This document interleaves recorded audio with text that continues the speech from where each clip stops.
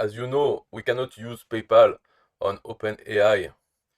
They say only credit card.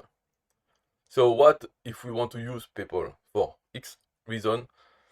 We don't have a card, or we like PayPal better, we have choice. They won't move on this. You can ask them, they won't move. They could, but they don't. So a way I found to use them is through a wrapper, which is another company which allow us to use their AI tools and to pay with PayPal. And what is good about that is that now we pay PayPal and we get more than OpenAI. It's not only OpenAI. We get this OpenAI and other things. If we were to pay OpenAI, we would have a Dall-E, GPT-3, and ChatGPT, maybe. That's it. So with the other company, so it's called the GUE. Okay, GUE. It's a bit artistic things. What they want to achieve is people use their site in order to create many things related to AI, which means to combine text with images, and maybe, for instance, let's say, maybe create something that will create books with illustrations and the text composed, or other application. I don't know. It's up to you to use them as you want. But they want to provide this no code AI workflows. No code, which means you use recipes. So the whole thing is maybe it's interesting or not. It can be, but that's not the point of this video. Is how to use OpenAI with PayPal. So I did, but you can go. You open an account there. You get 1,000 free credit, and you can top up. So it's not even a subscription. You can do a subscription, then you get the credits at a lower price. But whatever. The price. I didn't do any calculation on how much it cost. How much more it costs to use them instead of using OpenAI. That's not the point at the moment. The moment is just to be able to develop something, and so pay with people. And if there is something really interesting to do and we need to optimize the cost, maybe it is more interesting to pay directly to OpenAI with the payment means they want. They want only credit card. So maybe at this time it will be something to think about. But first, and what is good about this, I think also, is that it's more than OpenAI. It's you can have ideas, or explore workflows, because they say no code here, but in fact you can use code to use them, but it's a no code. So for artist people, or people who don't like API and things like this, they can use this to create artificial intelligence art or tools without really knowing how to code. But I can show you. You can go there and go to explore. I will show you which one is interesting for this purpose. It's this one here. Large language models, GPT-3. So this one, if you look, in fact, you can use GPT-3 and others. So this is always the interface. It's quite easy.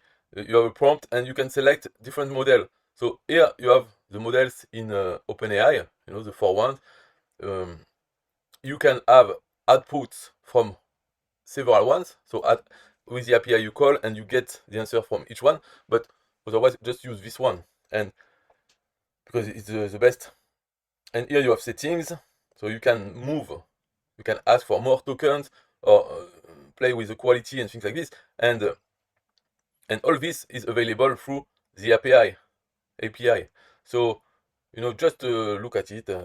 This one is nice, and also this one I think is good, because this one, if you use it with the API, you call it, you must provide some search query and a site and optional keywords, and it will generate a presentation, an article. So it uses SEO service, which takes Google results, and then it feeds it to GPT-3 to generate an article. Just with one recipe, one API call, you do 2 things. And you have other things like this. For example, this one, render an image search result with AI. So you call it and you give Google search for images and a prompt to an image generation tool, and it outputs an image found on Google Images with the prompt, not the prompt, the search that you provided, and it applies the prompt. And for the image, also you can choose between several, Dall-E, Stable Diffusion, and others. You know, they take care of this, of the backend, to have access to several AI tools. So you have this one, which is very interesting, this one, because it's just a prompt, and it gives you the output of the language model you want. And here, they say they will add others. For now, they have only OpenAI, but you know, they will evolve. Also here, for the images, you can send a prompt and get the images from several ones. As they say, the Stable Diffusion, 1.5 or 2, Open Midjourney, Dall-E, and more in the future. And other things, but this is not the point really. You can explore, you can suggest, they have a Discord, they are very reactive, I think. This one also, I mean, you know, compare AI voice generators, lip sync video with any text. So they use different services, and people who have no code experience, they can use those recipes and combine them together to do something more. So let's see how it goes after. You know, maybe it will improve and will have much use. But for now, to use it as a wrapper to OpenAI to pay with PayPal is very good. So now I want to show you how I use it with Pebble Connect, which is like Zapier or Make. It's an automation tool. I use it to answer comments on my YouTube channel, and also when I first post a video. So this is not AI, it's automation to create thumbnails.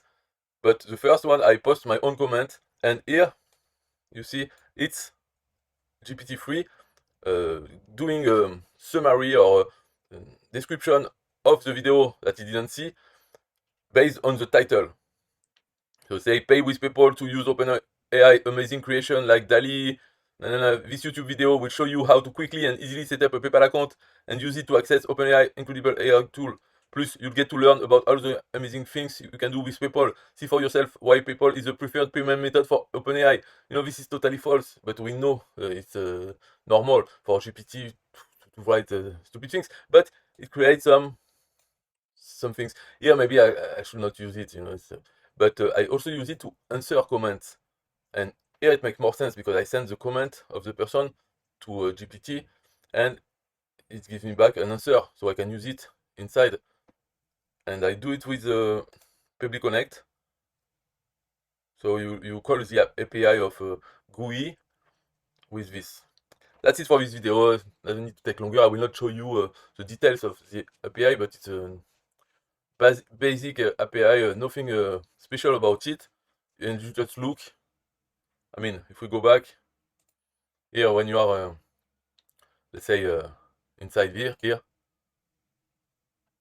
when you say run as API, then you get, you know, with curl, Python, Node.js, and if you want more, you have the API docs where you have all the options you can set, because here it's just show you one option, the input prompt, but not all the other settings.